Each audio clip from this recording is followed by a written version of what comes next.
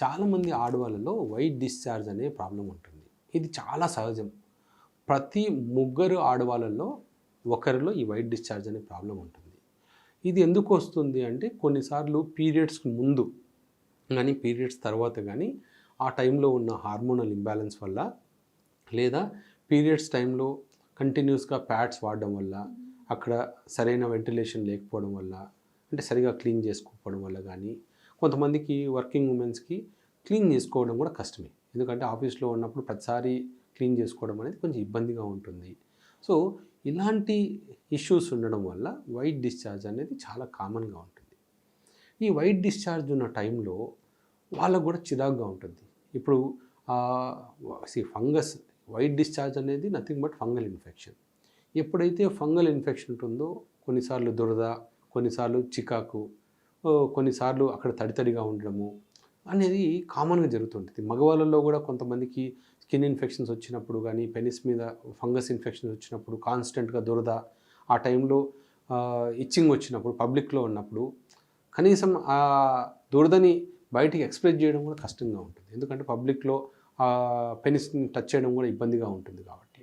ఆడవాళ్ళలో కూడా అలాగే ఉంటుంది కాబట్టి ఆ టైంలో సెక్స్ మీద వాళ్ళకు ఇంట్రెస్ట్ తగ్గుతుంది.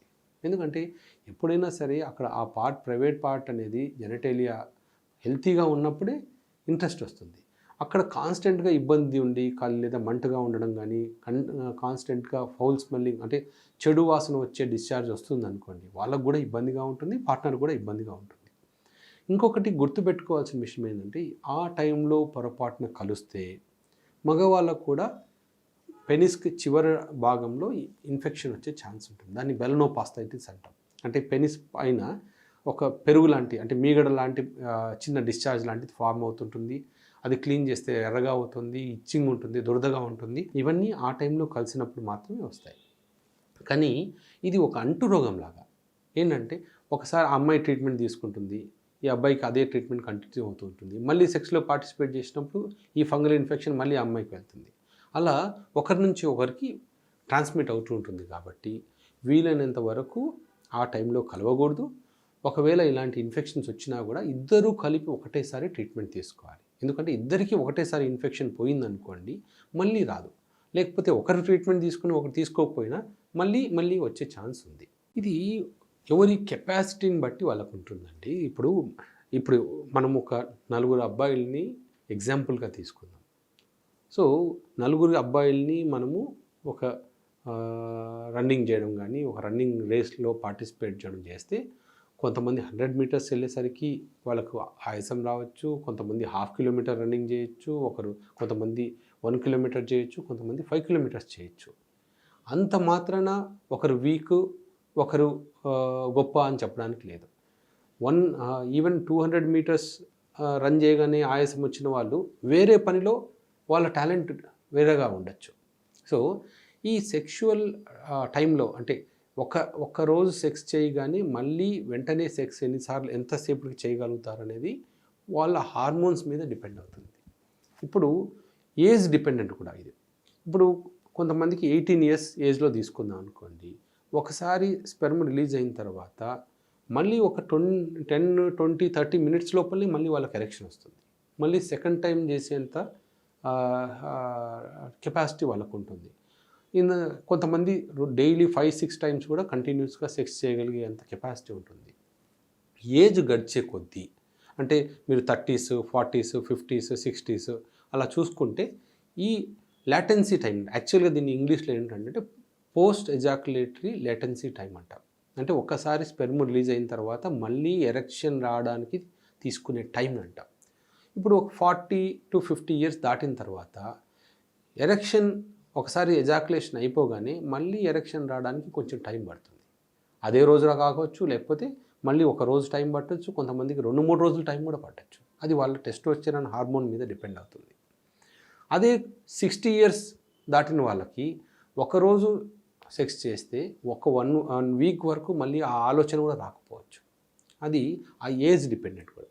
అదే యంగ్ పేషెంట్స్లో కూడా, అంటే యంగ్ పీపుల్లో కూడా ఒకరోజు సెక్స్ చేస్తే వెంటనే మళ్ళీ సెక్స్ రావట్లేదు అనుకోండి, అంటే అప్పుడు హార్మోన్ లోపం ఉన్నట్టు. సో అప్పుడు మనం హార్మోన్స్లో ఏవైతే హార్మోన్స్ ఒకసారి టెస్ట్ చేసుకొని హార్మోన్స్ తక్కువగా ఉన్న వాళ్ళని దాన్ని కరెక్షన్ చేస్తే మళ్ళీ మిగతా వాళ్ళలాగా ఒకటే రోజులో 2-3 సార్లు సెక్స్ చేయొచ్చు. సో ఇదే ప్రాబ్లం ఏజ్లో వచ్చేవాళ్ళు అంటే 60 ఇయర్స్లో ఉన్న వాళ్ళు ఎక్స్పెక్ట్ చేయకూడదు. 50 ఇయర్స్ దాటిన తర్వాత నేను కూడా రోజుకి 5-6 సార్లు చేయాలి అనేది ఎక్స్పెక్ట్ చేయడం అనేది మంచిది కాదు. అంటే ఒక 20 ఇయర్స్ అబ్బాయి పరిగెత్తడము 50 ఇయర్స్ 50 ఇయర్స్ ఉన్న వ్యక్తి పరిగెత్తడము వేరేగా ఉంటుంది. ఎందుకంటే వాళ్ళ బాడీ ఆ టైంలో సహకరించదు కాబట్టి. సో యంగ్ పీపుల్ భయపడుతున్నారంటే దాంట్లో అర్థం ఉంది. కానీ చాలామంది మాకు 55-60 ఇయర్స్ వాళ్ళు కూడా వస్తుంటారు. సార్ నాకు అదే రోజు మళ్ళీ రెండోసారి చేయలేకపోతున్నాను, మూడోసారి చేయలేకపోతున్నానని. నేను ఒకటే చెప్తుంటాను, ఈ ఏజ్లో మీరు రోజుకు ఒకసారి చేస్తున్నారంటే చాలా హ్యాపీగా ఉండాలి, రెండోసారి గురించి ఆలోచించకూడదు అని. ఇంకో పేషెంట్ వచ్చారు రీసెంట్గా. ఆయన బాధ ఏంటంటే ఆయన ఏజ్ 65 66 ఉంది. డాక్టర్ గారు నేను ఒకటే రోజు 3 సార్లు చేయగలుగుతున్నాను, ఫస్ట్ టైం బాగుంది, రెండోసారి బాగుంది, మూడోసారి నాకు అసలు వీర్యం రావట్లేదు కాబట్టి మా గర్ల్ ఫ్రెండ్ హ్యాపీగా లేదు, సో దానికి ఏదైనా మందు ఇస్తారా అని. నేను అన్నాను, అసలు మూడోసారి మీరు చేయగలుగుతున్నారు అంటేనే మీరు చాలా ఫిట్గా ఉన్నట్టు. వీర్యం రావట్లేదు అంటే మీ ఏజ్లో మీకు వీర్యం ఉత్పత్తి అనేది తక్కువగా ఉంటుంది. మీరు ఈ ఏజ్లో మూడోసారి చేయగలుగుతున్నారు కంటిన్యూస్గా అంటే మీరు ఒక సూపర్ మ్యాన్ లాగా, మీరు అసలు మా హాస్పిటల్ కూడా రానవసరం లేదు అని చెప్పాను. కానీ ఆయనకేంటంటే నేను వీర్యం రాకపోతే మా గర్ల్ ఫ్రెండ్ ఏమో ఫీల్ అవుతుంది డాక్టర్ అంటున్నాడు. ఇవన్నీ ఏంటంటే అపోహలు. అంటే వీర్యం రాకపోవడానికి ఆ అమ్మాయి సాటిస్ఫై అవ్వకపోవడానికి అసలు సంబంధమే లేదు. మగవాళ్ళలో వీర్యం రిలీజ్ అయినా రిలీజ్ అవ్వకపోయినా కూడా అమ్మాయిలకి ఆర్గజంకి దానికి సంబంధం లేదు. సో మీరు అసలు స్పెర్మ్ రిలీజ్ అవ్వకుండా కూడా ఆడవాళ్ళకి 2-3 సార్లు ఆర్గజం వచ్చేలాగా కూడా సెక్స్ చేయొచ్చు. సో అది అపోహ మాత్రమే.